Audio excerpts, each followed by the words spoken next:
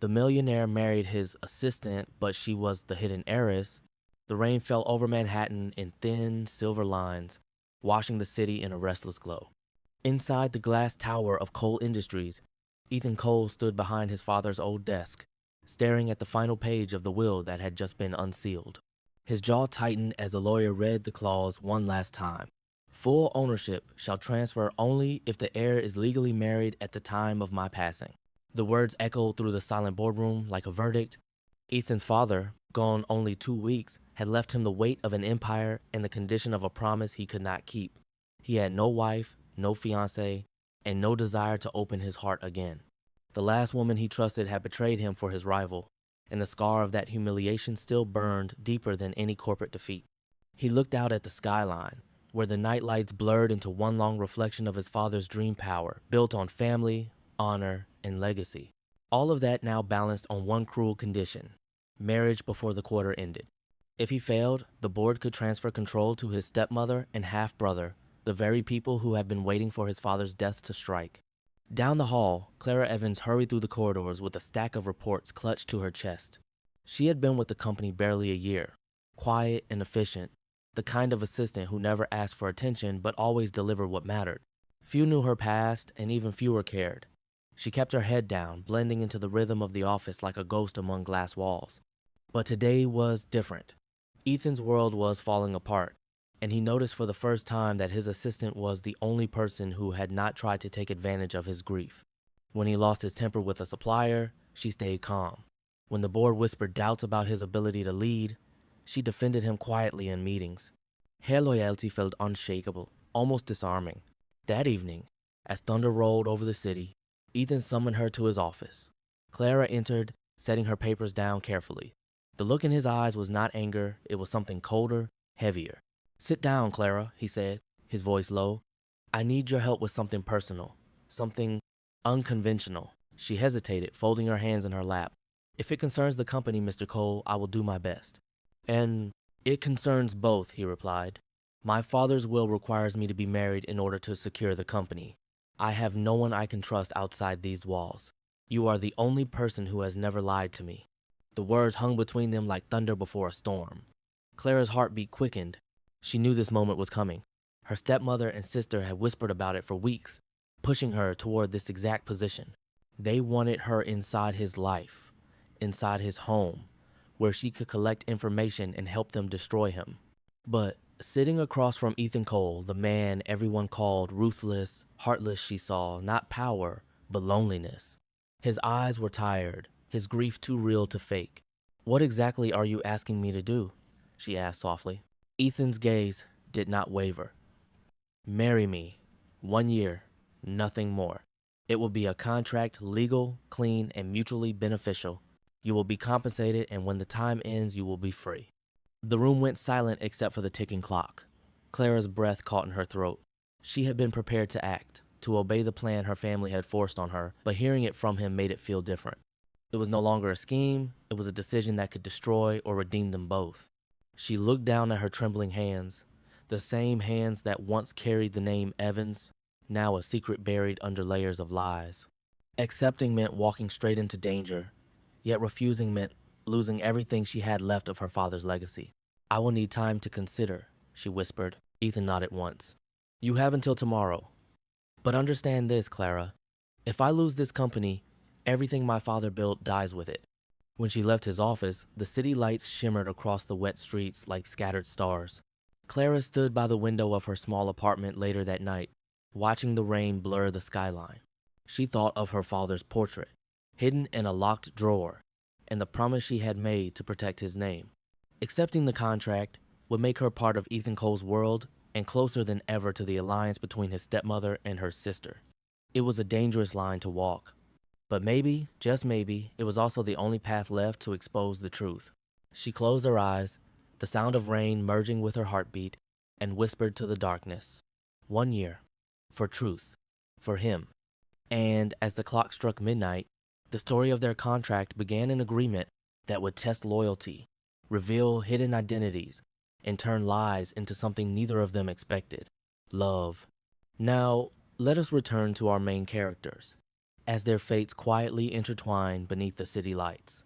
The following morning, Manhattan awoke beneath a pale gray sky. Inside the Cole residence, the air felt heavier than the rain that had not stopped since dawn.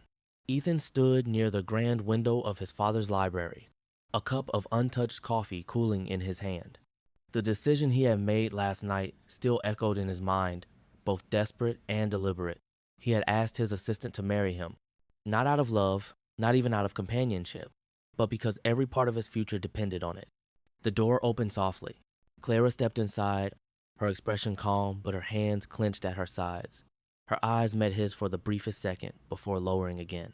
She wore a plain white blouse and a beige skirt, her posture formal, almost too careful, as if she were trying to distance herself from the weight of what she was about to say. "I have considered your offer," she began quietly. "If the marriage remains strictly professional, I will agree to it." Ethan set down his cup, studying her. He had expected negotiation, hesitation, even fear, but not this level of composure. There was a steadiness in her voice that both impressed and unsettled him. "I will have my legal team prepare the documents," he said. "You will receive fair compensation and a private apartment within the estate. You will not be expected to perform any personal duties beyond public appearances." Clara nodded once. "That is acceptable." He hesitated. "Do you have anyone who should be informed?" Her lips pressed together before she answered. "No one." It was a lie, one that burned in her throat the moment it left her mouth. Somewhere across the city, her stepmother and sister were already waiting for her answer. They would want updates, access, and results. They believed she would be their eyes inside the Cole empire. What they did not know was that Clara had made her own choice. She would marry Ethan Cole, but not to destroy him. She would use this opportunity to uncover the truth about the hidden alliance between their families. The civil ceremony took place 3 days later, private and discreet. The courthouse was nearly empty, the only witnesses being Ethan's attorney and his father's old friend, a man too loyal to ask questions. Clara signed her name carefully, her hands steady despite the storm inside her chest. When the judge declared them husband and wife, she felt the world narrow into silence. There was no kiss, no joy, only a contract sealed by necessity. Afterward, Ethan drove her home in silence. The city lights blurred past the car windows as if trying to erase the world they once knew. When they reached the Cole estate, the staff greeted her formally as Mrs. Cole. The title felt strange on her tongue, almost foreign. She had never imagined herself carrying that name, not when her real last name was the same as his greatest rival. That night, as she unpacked in the guest wing, Clara found herself staring at a single photograph on the dresser. It was of Ethan and his father standing in front of a vineyard, smiling, sunlight spilling across their shoulders. It was the first time she had seen a trace of warmth in the man she had just married. She wondered if that version of him still existed somewhere beneath the armor he wore every day. Across the hall, Ethan worked late into the night, his mind torn between business and the uneasy awareness of the woman now living under his roof. He told himself it was only paperwork, a formality that would expire in 12 months. But when he caught himself listening for the faint echo of her footsteps in the corridor, he knew he was lying to himself. The following morning, the news broke. Headlines whispered about the sudden marriage of Ethan Cole, the city's most guarded millionaire. The board of directors was divided, some relieved that the inheritance issue was resolved, others suspicious of his new wife. Within hours, rumors spread to his rivals, including Evans International. At the Evans headquarters, Clara's sister, Sophia Evans, read the article with a satisfied smile. "Perfect," she said to their stepmother. "Now our dear Clara will bring us everything we need. The Cole empire will crumble from within." But Clara had already deleted every encrypted message they sent her. She had no intention of being their pawn. For the first time in her life, she wanted to choose her own side. That evening, Ethan invited her to a dinner with his executives, a public introduction of his new wife. Clara handled every question with calm precision, her intelligence leaving an impression even on those who doubted her. When one of the board members asked how long they had known each other, Ethan answered smoothly, "Long enough to trust her completely." The words startled her. For a brief second, she looked at him not as her employer or her husband by contract, but as a man trying to hold together a legacy built on faith. She almost smiled. Almost. As the dinner ended, Clara excused herself early. Standing outside beneath the glowing city skyline, she breathed in the cold air and whispered, "1 year, Clara. 1 year to find the truth." Behind her, Ethan watched from the balcony above, his expression unreadable. He did not know her secret name, nor the storm she carried. But fate had already tied them together, and soon, the line between truth and love would begin to blur. Days turned into weeks, and the arrangement that had begun as a formality settled into a strange rhythm. The Cole estate, once cold and echoing, now carried the quiet sound of a woman's footsteps and the soft scent of her morning tea. Clara kept to her duties with the precision of someone who understood the danger of missteps. She managed schedules, coordinated meetings, and handled every crisis with calm professionalism. To anyone watching, she was the perfect wife, measured, graceful, and devoted to her husband's success. But behind closed doors, Ethan and Clara lived in two separate worlds divided by secrets. He worked late into the night, often retreating to his father's office, surrounded by blueprints and memories he refused to let go. She stayed in her wing of the mansion, documenting every strange transaction that crossed his company's accounts. Each evening, she stored copies of documents in a locked drawer, knowing one discovery could expose her to everyone, including Ethan. Their conversations remained formal at first, brief, polite, restrained. Yet, something in the quiet between them began to shift. Ethan started noticing the small things. How she spoke softly to the house staff, how she always left the lights on in the hallway for him when he worked past midnight, how she read in silence beside the fireplace instead of watching television. One night, as snow began to fall over the city, Ethan found her asleep in the study, a blanket still in her hands. She had been waiting for him to come home, the book she had been reading resting against her chest. He hesitated before placing the blanket over her shoulders, and for the first time since his father's death, he smiled a brief, unfamiliar expression that vanished the moment she stirred. Clara awoke and looked up at him, startled. "You should rest," she said gently, sitting up. He shook his head. "I could say the same to you." Their eyes met, and for a moment there was no boardroom, no will, no contract, only two people sharing the same emptiness. But Ethan looked away, retreating to the safety of logic. "We have a meeting with the investors at 9. Try to get some sleep." When he left, Clara's chest ached with something she did not want to name. She had promised herself this would be nothing but strategy, but each day she saw more of the man behind the armor, his quiet loyalty to his father's vision, the kindness he tried to hide, the exhaustion that made him human. It was becoming harder to separate her mission from her heart. Across town, in a dark corner office, Sophia Evans watched the financial reports on her tablet. "The merger is stalling," she muttered. "Ethan Cole is not giving up control as easily as we thought." And her stepmother frowned. "Then Clara is not doing her job. Remind her where her loyalties lie." By morning, Clara received a coded message on her secure phone. It contained one line: "Deliver the Cole portfolio before the quarter ends, or we will destroy what is left of your inheritance." Her hands trembled. She could not ignore them forever, but she could not betray Ethan either. He had begun to trust her something rare, something fragile. She remembered the way he defended her at dinner, the warmth in his voice when he said he trusted her completely. It was not an act, it was a truth she could not unhear. Later that week, Ethan invited her to accompany him on a trip to the vineyard his father once owned, a place that had been abandoned for years. "My father believed the land still has life," he said quietly as they drove past miles of snow-covered hills. "I was never sure, but maybe it deserves another chance." Oh. When they arrived, Clara stood among the bare vines and felt the wind cut through her coat. The scene was quiet, lonely, and beautiful, just like the man beside her. She turned to him. Maybe he was right. Some things only need time to heal. Ethan looked at her, surprised by the softness in her voice. "You sound like him." She smiled faintly. "Maybe I just understand loss." For the first time he asked, "What did you lose, Clara?" Her heart pounded. She could not tell him the truth, that she had lost her family to greed, her name to survival, and now perhaps her heart to him. So she only said, "Something I can never replace." He did not press further, but as they drove back, Ethan felt something stir inside him, a feeling that had nothing to do with obligation. That night, Clara sat by her window, staring at the city lights. The path she had chosen was tightening around her. Her family expected betrayal, Ethan expected loyalty, and somewhere in between, her heart was breaking under the weight of both. In the silence of that winter evening, she whispered to herself, "How do you love someone you were sent to destroy?" And for the first time, she realized she had no answer. Spring came early that year, but the Cole estate felt colder than ever. The air was filled with tension, the kind that builds when trust begins to crack.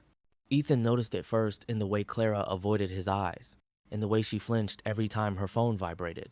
She had become distant, guarded again, as if every word she spoke was measured against something unseen. At first, he tried to ignore it. He told himself she was tired from long hours and constant scrutiny from the press. But when one of his department heads warned him that confidential project data had leaked to their competitors, the unease in his chest turned into suspicion. Ethan called an emergency meeting.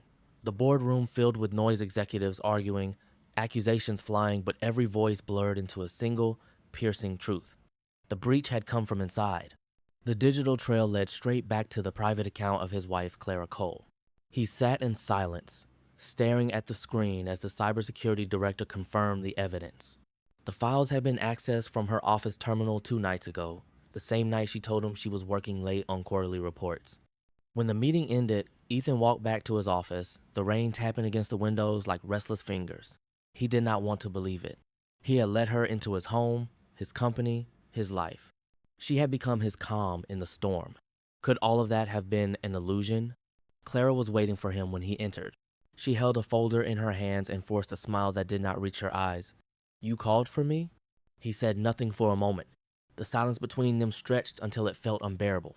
Then he laid the printed report on the desk. "Tell me this is not true." She froze. Her eyes moved to the document, recognizing the timestamp, the login ID, the proof of betrayal. Her throat tightened. She wanted to speak, to explain, but every word died before reaching her lips. "Ethan, I can explain." "Explain what?" His voice was low but sharp. "That you used my trust to steal from me? That the woman I defended in front of my board was working for my enemies?" Tears filled her eyes, but she refused to let them fall. "It is not what it looks like." "Then tell me what it is," he said, his tone breaking for the first time. "Because right now, I do not know who you are." Clara stepped forward, desperate to make him see. "I never wanted to hurt you. I was trying to protect you." "Protect me?" he interrupted bitterly. "From what? From yourself?" The storm outside grew louder, the thunder rolling over the city. Clara took a shaky breath. She could not reveal everything, not yet. If she told him about the alliance between his stepmother and her sister, he might expose himself before she could gather the last piece of proof. So she stood in silence, trapped between duty and love. "Please, Ethan, you have to trust me." He stared at her for a long moment, the hurt in his eyes cutting deeper than anger ever could. Then he said quietly, "Trust is not something you earn twice." The words hit harder than any accusation. Clara's heart broke as he called for security. "Escort Mrs. Cole to her car. She will no longer have access to Cole Industries." Rain was pouring by the time she stepped outside. The guards offered her an umbrella, but she refused. The water soaked her hair, her dress, her hands that once held the future she had almost believed in. Ethan watched from the window, his reflection merging with hers as she disappeared into the storm. For a moment, he thought about running after her, demanding answers, but pride kept him still. He turned away, convincing himself that he was right, that she had only been a lie. Clara drove through the city without direction, her vision blurred by tears and rain. Every streetlight flickered through the windshield like memories she could not erase.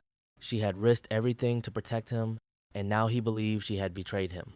When she reached her apartment, she collapsed onto the floor, the sound of the storm echoing her heartbeat. She opened her phone and read the message from her sister that had started it all. "We have what we need. You are finished." Clara realized then that the trap had not been set for Ethan, it had been set for her. She had been the pawn, the expendable piece, and now both of them had lost. She whispered into the darkness, "I am sorry, Ethan. I am sorry I could not tell you the truth." Outside, the rain fell harder, washing the city clean, but inside both their hearts, nothing felt pure anymore. And as lightning lit the skyline, the distance between them became more than miles. It became silence, the kind that only truth could break if it was not already too late. A week passed, yet the rain outside Ethan's office window had not stopped. It was as if the city itself refused to move on. He buried himself in work, pretending that numbers and contracts could silence the noise inside his mind. But every quiet moment carried the echo of her voice, steady, kind, impossible to forget. The headlines were merciless. The millionaire's wife exposed as corporate spy. Investors demanded answers. The board wanted reassurance. And Ethan, though he wore the same expression of control he had mastered for years, felt like a man standing on the edge of something hollow. One evening, his father's old friend, Mr. Langford, came to see him. The older man placed a folder on his desk. "You should read this, Ethan. I believe your father would want you to see it." Ethan opened the file reluctantly. Inside were several financial statements, offshore transfers, and a series of communication records. The accounts did not belong to Clara. They belonged to his stepmother and half-brother. The money trail led to a private company registered under the name Evans Holdings. He frowned. "Evans?" Langford nodded slowly. "Your wife's maiden name, if I am not mistaken." Ethan's pulse quickened. He searched through the next pages, reading the signatures, the dates, the approval stamps. The documents revealed a pattern, a partnership between his stepmother, his half-brother, and the rival company Evans International, led by Sophia Evans. And there, buried in the final line of authorization, was the signature that froze him completely. Clara Evans, authorized witness. He leaned back in his chair, his chest tightening. His mind replayed every detail, her hesitation when he mentioned his stepmother, the way she flinched whenever the name Evans appeared in business news. Now, the puzzle pieces connected. Clara had not been a random assistant. She had been part of the very family trying to destroy his company. But another truth followed right behind that realization. If she had truly wanted to harm him, she had countless chances. Instead, she had protected him from internal sabotage, fought for him in meetings, and never once used the access she had to leak information again after the first breach. He picked up the phone and called his security chief. "Check the access logs from the night of the leak. I want to know who else used the system." Hours later, the report arrived. The data that had been sent out was traced not to Clara's device, but to a remote session initiated from his half-brother's office. The hacker had mirrored her credentials to make it appear as though she was responsible. It was a perfect setup. Ethan's hands trembled as the truth unfolded before him. He had thrown her out into the rain for something she did not do. She had been innocent, and worse, she had been protecting him from the very people he called family. He drove through the night to her apartment, the same one she had returned to after the scandal. The lights were off, the hallway quiet. Her door was locked, but when the landlord appeared, he handed Ethan an envelope. "She left this 2 days ago, said someone would come looking." Ethan took the envelope, his heart pounding. Inside was a letter written in her neat handwriting. "Ethan, by the time you read this, you will know the truth. I never came to destroy you. I came to protect the company your father built and the man who still carries his heart. The alliance between your stepmother, your brother, and my sister runs deeper than you realize. They used both of us as pawns in a game that was never about business, but about greed. If I disappear, it will be to gather proof strong enough to end this war. Do not look for me. If you do, they will come after you too. Clara." The paper shook in his hand. He sank into the nearest chair, the weight of guilt pressing down like stone. For the first time, Ethan realized what his father had meant when he said, love was not about possession, but about courage. He whispered her name into the quiet room, as if the sound might bring her back. "Clara."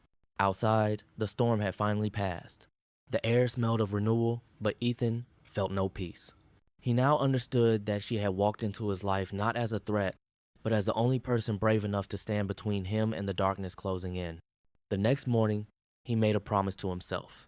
He would clear her name, no matter how deep the corruption ran. He would expose every secret that had destroyed their families. And somewhere beyond the city, Clara stood on a quiet train platform, watching the sunrise. She knew he would find the truth eventually. She only hoped he would still believe in her when he did. In the distance, the whistle of the train echoed across the valley, a sound of departure, but also of destiny. Their story was not over. It had only just begun to reveal the truth he never saw coming. 3 months passed. The scandal that had once dominated every headline began to fade, replaced by newer stories and louder chaos. But for Ethan Cole, silence did not mean peace. He spent those months rebuilding what the storm had taken, his company, his reputation, and the fragments of his conscience. Yet no matter how many hours he worked, He could not erase the image of Clara walking into the rain that night. Then, on an early summer morning, the world saw her again. The news broke first on the business channel. Evans International appoints new CEO, Clara Evans, the hidden heiress. The announcement spread like wildfire, shocking every investor who had written her off as a fallen assistant. Ethan stared at the television in disbelief. There she was, standing behind a podium at the Evans International headquarters, wearing a tailored ivory suit and the quiet confidence of someone who had stopped running from her own name. Her voice, calm and unwavering, filled the broadcast. Today, Evans International enters a new chapter. The corruption that once defined us ends here. No more secret alliances, no more backroom deals. My father's company will stand for integrity again. Her words cut through the air like a verdict. Ethan leaned closer, noticing the small tremor in her hand when she mentioned her father's name. He could almost feel the weight behind every sentence. She was not just reclaiming her legacy. She was confronting the people who had used her. Reporters flooded the room with questions, demanding to know her connection to coal industries, her marriage, and the scandal months before. Clara paused, her gaze steady. My marriage to Ethan Cole was real in law, but born out of circumstance. What I found, however, was truth not in contracts, but in character. The past months have revealed who our enemies truly were, and it was not him. The crowd erupted. Ethan froze, her voice echoing in his mind. It was not him. Those words, broadcast live, felt like a hand reaching through the distance between them. By afternoon, the ripple effect began. Authorities raided several subsidiaries linked to the Cole family and Evans International. Ethan's stepmother and half-brother were exposed as the key players in a series of fraudulent transactions. Clara had done it. She had gathered the evidence she promised in her letter. Later that day, Clara stood in her father's old office, overlooking the skyline that once terrified her. She thought of Ethan, how he had looked at her the day she left, how his silence had felt colder than any accusation. She did not know if he had forgiven her, but she knew he would understand now. As evening fell, a knock sounded on the door. Her assistant opened it, revealing Ethan Cole standing there, dressed in a dark suit, his eyes tired but steady. For a moment, neither of them moved. Time seemed to stop between them, holding all the words they never said. "Clara," he said finally, his voice quiet but certain. "You did it." She looked at him, unsure how to breathe. "You should not be here. The media will twist this into another story." "I do not care about the story," he replied. "I came because I owed you something. An apology." She shook her head, fighting the emotion that rose in her chest. "You do not owe me anything, Ethan. I knew the risk when I chose to stay silent." He stepped closer, his gaze softening. "You were silent to protect me, and I was blind enough to believe lies instead of the woman who never gave me a reason to doubt her." For the first time in months, Clara let herself exhale. "The truth always finds its way out. I just never expected it to hurt this much." Ethan smiled faintly. "Sometimes the truth has to break us before it heals us." The room grew quiet again. Outside, the city lights shimmered, the same skyline that had witnessed their downfall now glowing like a promise. "I do not know where we go from here," Clara admitted. "Our families, our companies, everything between us has changed." Ethan nodded. "Maybe, but some things survive change. Maybe what we had was never about business. Maybe it was about finding ourselves in the wreckage." Clara looked at him, her eyes searching his face for any trace of anger and finding none. Instead, there was peace, tired, hard-won, but real. He turned to leave, giving her a small envelope. "Proof that I returned every share my family took from Evans International. Consider it the first step toward redemption." When he was gone, Clara opened the envelope. Inside was a single note, written in Ethan's handwriting. "For everything I took for granted, thank you for giving it back in truth. M." She stood by the window long after he left, watching the lights of his car disappear into the night. For the first time, the city felt quiet, as if the storm that once tore them apart had finally passed. And though they walked separate roads now, both carried the same unspoken truth. Some love stories are not born from perfection, but from the courage to face what was hidden all along. Weeks passed since the storm of scandals had faded. The city returned to its usual rhythm, but Ethan Cole was not the same man anymore. He no longer attended board meetings or corporate events. Instead, he spent his days repairing what had been broken, not his company, but his sense of self. He poured his energy into rebuilding the old vineyard his father once loved. the one Clara had encouraged him to save. The quiet fields had become his sanctuary, a place where redemption could take root. Every morning, he worked beside the vineyard crew, his hands roughened by soil instead of ink. He no longer chased numbers or fought for control. For the first time in years, Ethan understood what peace felt like, earned, not inherited. Yet every sunset brought the same ache, a silent question he could not bury. Did Clara ever forgive him? When news came of a charity gala hosted by the newly formed Evans Foundation, Ethan hesitated before deciding to go. It was Clara's first public event since she had cleared both their families' names. He knew the media would be there, but he did not care. Some things needed to be said face to face. The ballroom glowed with gold, light, and soft music. Guests in elegant gowns and dark suits moved gracefully between tables. Clara stood near the stage, greeting donors with quiet grace. When she turned and saw him, her smile faltered just for a moment. Then, steady as ever, she nodded in acknowledgement. Ethan walked toward her, holding a simple white envelope. "I did not come here for attention," he said quietly. "This is not repayment. It is a contribution to your foundation's scholarship fund. Consider it a small way to give back for what my family once did, and for what I failed to see." Clara accepted the envelope but did not open it. "You do not owe me anything, Ethan," she said softly. "You already gave back what mattered most, the truth." He looked at her, his voice low but sincere. "Truth does not erase mistakes, but maybe it can build something better from what is left." She studied him for a moment, then smiled faintly. "You have changed." "I had to," he replied.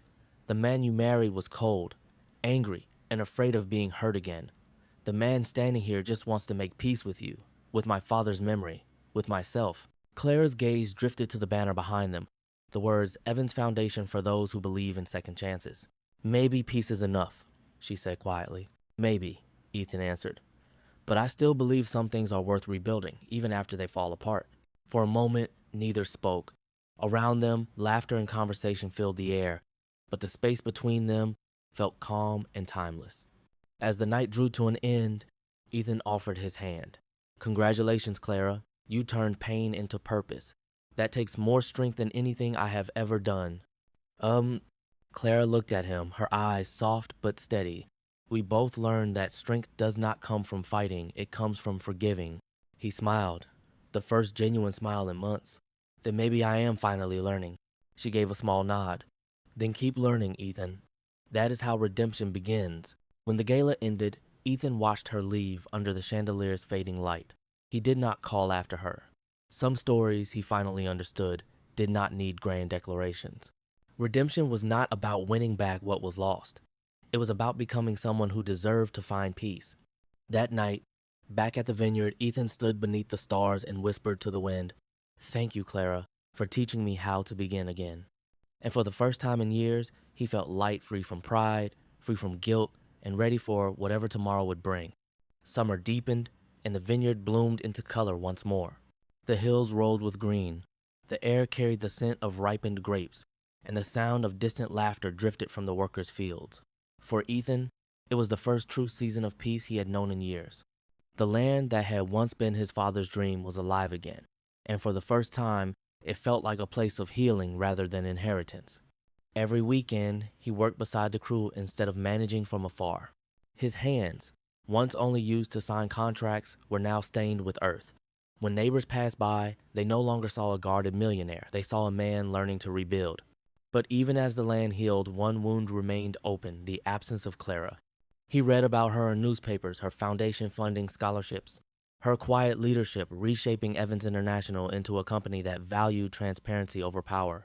He admired her from afar, but he could not bring himself to call. He believed forgiveness had to be earned, not requested. One evening, as the sun began to set behind the hills, Ethan received a call from an unfamiliar number.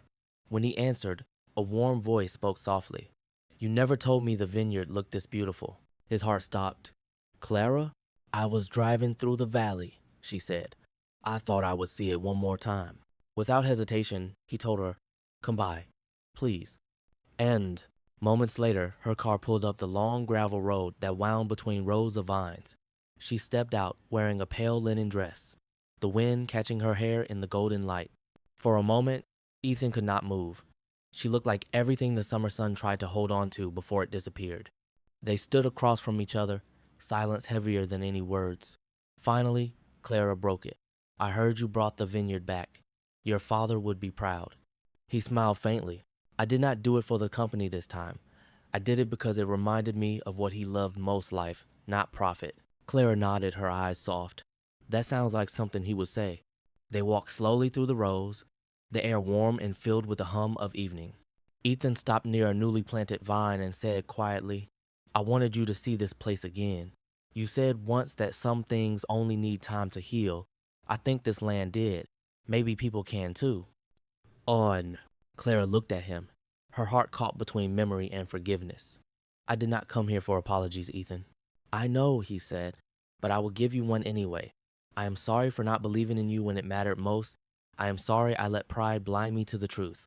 She smiled sadly, and I am sorry for the lies I kept, even if they were meant to protect you. The truth cost both of us too much. They stood together as the sun lowered behind the horizon, painting the fields in amber and gold. The silence between them felt different now, not empty, but peaceful. Do you ever wonder, Ethan asked quietly, if things could have been different? Clara looked at him and said, maybe they were always meant to happen this way. Sometimes broken things lead us exactly where we are supposed to be. A soft wind passed through the vines, carrying the scent of earth and summer. Ethan took a slow breath and said, then maybe this is enough forgiveness, not perfection. Clara nodded, her eyes glistening. Forgiveness is more than enough. As twilight settled over the valley, they walked back toward the house. Neither spoke again. They did not need to. The distance that once defined them was gone, replaced by quiet understanding. When Clara left later that evening, Ethan watched her car disappear down the road. He knew she might not return, but that was all right. Some love stories did not end with promises, they ended with peace. And in the fading light, as the sky turned to gold, forgiveness found its place between them, gentle, final, and real. Autumn arrived quietly, wrapping the valley in shades of gold and amber. The vineyard stood tall and alive, its leaves whispering in the cool wind. Ethan Cole walked between the rows, hands in his pockets, breathing in the crisp air that carried both memory and promise. For the first time in years, the land felt complete, not because it had returned to its former glory, but because it finally had peace. It had been 3 months since Clara's visit. She had not called, and he had not written. Yet she lingered everywhere in the way sunlight touched the vines, in the sound of rain against the windows, in the quiet strength he carried now. Her presence had changed the rhythm of his days without ever being there. That afternoon, the vineyard hosted its first harvest celebration in years. Workers, families, and neighbors gathered around long wooden tables, sharing food and laughter. Ethan stood by the porch, speaking with guests, smiling in ways that once felt impossible. When a young boy handed him a bunch of grapes and said, "My dad says this land came back to life because you believed in it," Ethan looked out at the hills and whispered, "Because someone once believed in me first." As the sun began to set, he excused himself and walked toward the far edge of the vineyard, where the last rows met the open field. The sky stretched wide, painted in soft orange light. He thought of Clara, her steady courage, her quiet forgiveness, and wondered if she was seeing the same sky somewhere across the city. The sound of footsteps broke his thoughts. He turned, and for a moment, he thought he was imagining her. But there she was, Clara, standing at the edge of the path, the wind playing through her hair, a calm smile on her face. "You came back," he said softly. "I heard the harvest was beautiful," she replied. "I wanted to see it with my own eyes." Ethan walked closer, unsure if the world was holding its breath or if he was. "I did not think I would see you again." Clara's smile deepened, gentle but sure. "Sometimes, when something finally heals, you do not need to run anymore." Is raped? They walked together through the rows, their steps slow, unhurried. The air smelled of ripe fruit and distant bonfires. Everything around them felt both familiar and new. "I kept wondering if I had lost you for good," Ethan said. "You never lost me," she answered. "You just had to find yourself first." He stopped, turning to face her as the last light faded behind the hills. "Then what happens now?" Clara looked at the horizon, her eyes soft with certainty. "Now we stop surviving and start living. Maybe not the way we planned, but the way we were meant to." Ethan reached out, gently taking her hand. It was not a grand gesture, no promises, no vows, no words of forever. It was quiet, real, and steady. The kind of love that did not need to be declared to exist. As the night settled over the valley, the celebration lights glowed in the distance, and the music from the vineyard carried softly through the air. Clara leaned against him, and for the first time, both of them allowed the silence to say everything words could not. Ethan looked up at the stars appearing one by one above the fields. "Do you think we deserve this peace?" he asked. Clara smiled. "Peace is not something you earn. It is something you choose." They stood there beneath the wide, forgiving sky, two hearts that had once been broken, now beating in quiet harmony. The vineyard, once a symbol of loss, had become a place of beginning, a reminder that even after storms, the earth remembers how to grow again. And as the wind carried the sound of laughter through the hills, Ethan whispered the final truth of their story. Maybe love was never about fortune. Maybe it was about finding home in someone who saw us when no one else did. Under the same sky that had once witnessed their pain, their story found its ending not in perfection, but in peace. A quiet, healing kind of forever